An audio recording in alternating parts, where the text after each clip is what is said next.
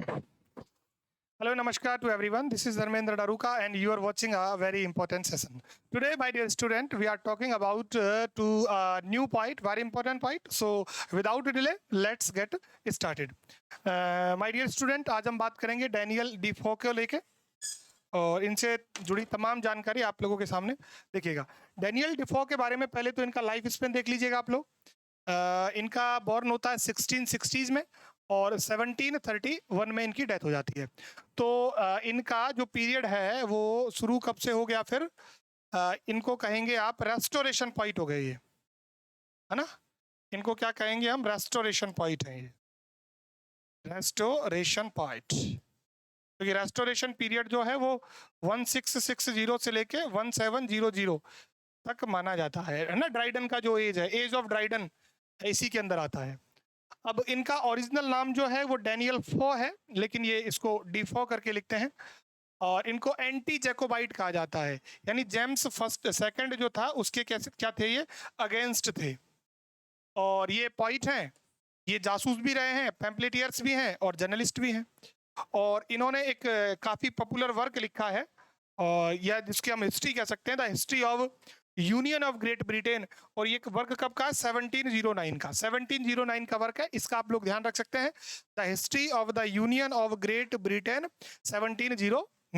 So overall अगर यहाँ से देखें तो एक तो इनका डेट जरूर ध्यान रखना, क्योंकि रिसेंट एग्जाम्स में देखा गया है कि पॉइंट की क्रोनोलॉजी ही वो पूछ रहे हैं कि कौन सा पॉइंट पहले है कौन सा बाद में है।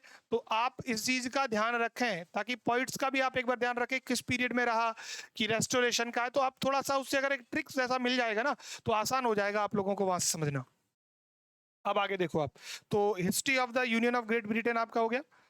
अब जरा देखो, वर्क की बात करें तो सबसे पॉपुलर वर्क इनका है रॉबिन्सन क्रूसो, और ये कब आता है, 1719 के अंदर आता है। ये अलेक्जेंडर सेलकिर्क की क्या है, कहानी है, हिस्टोरिकल फिक्शन है। और ये जो नाम है ना, रॉबिन्सन क्रूसो आइलैंड का नाम भी है, और ये उसका दूसरी लैंग्वेज में दिया हुआ है। और ये एक कैरेक्टर भी है, यानी ये एक आइलैंड का नाम भी है और एक इसके अंदर ये कैरेक्टर भी है। तो दोनों चीजें हैं, ये कैरेक्टर भी है और एक कैरेक्टर का नाम, वो आइलैंड का नाम भी है। तो एक तो ये वर्क हो गया। दूसरे अगर हम बात करें तो इनका है the further adventures of Robinson Crusoe, ये इसी का सीक्वल है 1719 का। और ये रॉबिन्सन क्रूसो का सीक्वल है, और ये भी क्या हो गया, हिस्टोरिकल नोवेल हो गया। वो तो जब किसी एक हिस्टोरिकल कैरेक्टर को लेकर कुछ चीज बनाई जाती है तो वो फिर हिस्टोरिकल फिक्शन के अंदर ही आ जाता है। तो पहला वर्क आपका रॉबिन्सन क्रूसो, और इसका सीक्वल जो है वो है further adventures of Robinson Crusoe. इसे क्वेश्चंस प्रीवियस एग्जाम्स में पूछे गए हैं और आगे भी पूछे ही जाएंगे। इसके बाद एक काफी पॉपुलर वर्क है इनका, मॉल फ्लैंडर्स। ये कब आता है, 1722 के अंदर। पूरे टाइटल की अगर हम बात करें तो the fortunes and misfortunes of the famous Moll Flanders. तो एक तरीके से बायोग्राफी भी हो गई है ना। और पिकरेस्क नोवेल है। पिकरेस्क नोवेल क्या होते हैं, जिनका जो प्रोटोगोनिस्ट होता है वो कोई पिकार होता है। पिकार का मतलब कोई गुंडा, कोई मवाली, कोई रॉगस टाइप का व्यक्ति, कोई डेकॉइट बैंडिट टाइप का व्यक्ति जो होता है, वो इनका सेंट्रल कैरेक्टर होता है। और इसका जो मेन कैरेक्टर है वो कौन है, मॉल फ्लेंडरर। वो एक खुद क्या है, कन्विक्ट है, एक क्रिमिनल है वो। तभी तो इसका जो जॉनरा है या जॉनर है वो किस में आ जाएगा, पिकरेस्क में आ जाएगा। तो थर्ड वर्क जो है वो आपका मॉल फ्लेंडरर जो है ये हो जाता है। इसके बाद देखिएगा आप लोग, फोर्थ नंबर का वर्क हम जरा डिस्कस कर लेते हैं, a journal of the plague year. 1722 के अंदर ये जो है वर्क आया, और इसमें 1655 से लेके 66 तक जो बेबोनिक प्लेग इंग्लैंड में फैला था उसको लेकर ये पूरा की पूरा एक जनरल इनके द्वारा पब्लिश किया गया। और इस वाले पीरियड में जो प्लेग फैला था ना, उसको ग्रेट प्लेग ऑफ लंदन भी कहा जाता है। तो फोर्थ नंबर का वर्क एक जनरल लिखा इन्होंने प्लेग ईयर के बाद में, जो पूरा की पूरा वो जो पीरियड था ना उसको इसमें बताया गया है। क्लियर, चलो। इसके बाद एक वर्क है कर्नल जैक, ये भी 1722 में आया है। ये कहानी एक इललेजिटिमेट और ऑर्फन्ड बॉय की है, जिसका नाम क्या है, जैक है। जैक इललेजिटिमेट भी है, इललेजिटिमेट भी है, ये ऑर्फन भी है और इललेजिटिमेट है, पता नहीं है कौन इसके माँ बाप है। और पिकरेस्क नोवेल है, क्योंकि और इसके अलावा ये क्राइम फिक्शन की कैटेगरी में भी आता है। पिकरेस्क वैसे क्राइम फिक्शन ही होता है, क्योंकि उसका जो मेजर जो सेंट्रल कैरेक्टर होता है, जैसे मैंने अभी फोर्थ वाले में बताया कि वो कोई ना कोई ऐसा बैंडिट टाइप का कोई रॉग होगा, कोई मतलब इसका स्काउंडल भी हो सकता है, मतलब कोई बदमाश व्यक्ति हो सकता है उसका जो सेंट्रल कैरेक्टर होता है। तो कर्नल जैक जो है ये 1722 में आता है, और इसका जो सेंट्रल कैरेक्टर है जैक, वो इलेजिटिमेट चाइल्ड है, ऑर्फन्ड बॉय है, और पिकरेस्क नोवेल है, क्राइम फिक्शन की कैटेगरी में इसको इंक्लूड किया जाता है। और उसके बाद इनका जो नेक्स्ट वर्क है वो है रॉक्शना। रॉक्शना का सब टाइटल है फॉर्चुनेट मिस्ट्रेस। क्या टाइटल है? फॉर्चुनेट मिस्ट्रेस इसका टाइटल है, और 1724 में जो है ये पब्लिश होता है। अब इसकी एक बड़ी लाइन फेमस है, और वो क्या है कि the marriage contract is nothing but giving up liberty, state authority and everything to the man.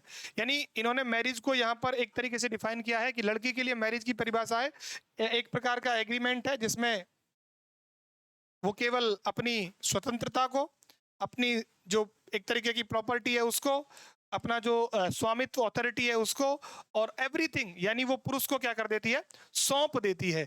तो ये लाइन इसकी इंपॉर्टेंट है, इस लाइन को आप लोग ध्यान रख सकते हैं, एग्जाम में पूछी जा सकती है। और रॉक्सना जो है ना वो प्रोटो फेमिनिज्म को रिप्रेजेंट करती है। वो पहले से इस बात का अंदाजा लगा लेना, प्रोटो फेमिनिज्म होता है कि ये सारी चीजें जो इसमें होंगी, तो उसको क्या कहते हैं? प्रोटो फेमिनिज्म की कैटेगरी में वो आता है। तो अगर डैनियल डिफो की बात हुई है तो ये 6 वर्क अगर आप देख लेते हो तो आप लोगों का कोई भी क्वेश्चन गलत नहीं होगा। देखो मैं वापस एक बार फटाफट देख लेते हैं। रेस्टोरेशन पॉइंट है 1660 से 1731 इनका पूरा पीरियड है। ओरिजिनल नेम है डैनियल फॉय। एंटी जकोबाइट है, जेम्स सेकंड के खिलाफ हैं, पॉइंट हैं, स्पाई हैं, पैम्पलेटियर हैं, जर्नलिस्ट हैं, और इन्होंने history of union of great Britain को लिखा है 1709 में। पहला वर्क मैंने बताया रॉबिन्सन क्रूसो 1719 में आया। अलेक्जेंडर सेलक्रिक की कहानी है और हिस्टोरिकल फिक्शन है। ये एक आइलैंड का नाम भी होता है रॉबिन्सन क्रूसो, टाइटल कैरेक्टर भी है।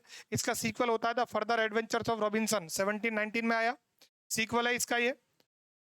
मॉल फ्लैंडर्स एक पिकरेस्क नोवेल है, और इसका पूरा टाइटल देखें तो fortunes and misfortunes of the famous Moll Flanders. Character का नाम है, ये खुद एक कन्विक्ट और क्रिमिनल है।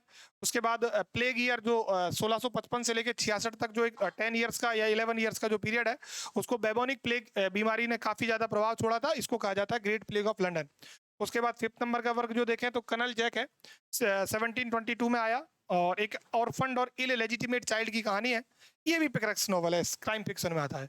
और लास्ट वर्क हमने देखा रॉक्शना फॉर्च्यून्स मिस्ट्रेस, और इसमें रॉक्शना जो है वो मैरिज को लेकर परिभाषा देती है कि मैरिज में किस तरीके से एक फीमेल अपना सब कुछ जो है मेल को सौंप देती है। और ये वर्क जो है ये पूरा की पूरा प्रोटो फेमिनिज्म को लेकर है। यानी आप एक स्टीरियोटाइप बना लेते हो पहले से ही, तो वो एक प्रोटो फेमिनिज्म के अंदर आ जाता है। तो डैनियल डिफोए को लेकर तमाम बातें इसमें इंक्लूड हो गई हैं। डैनियल डिफोए से कोई क्वेश्चन आपका बाहर नहीं होगा।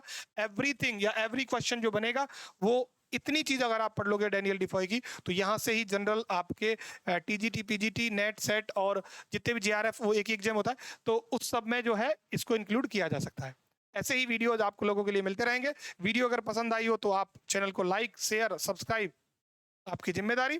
Thank you.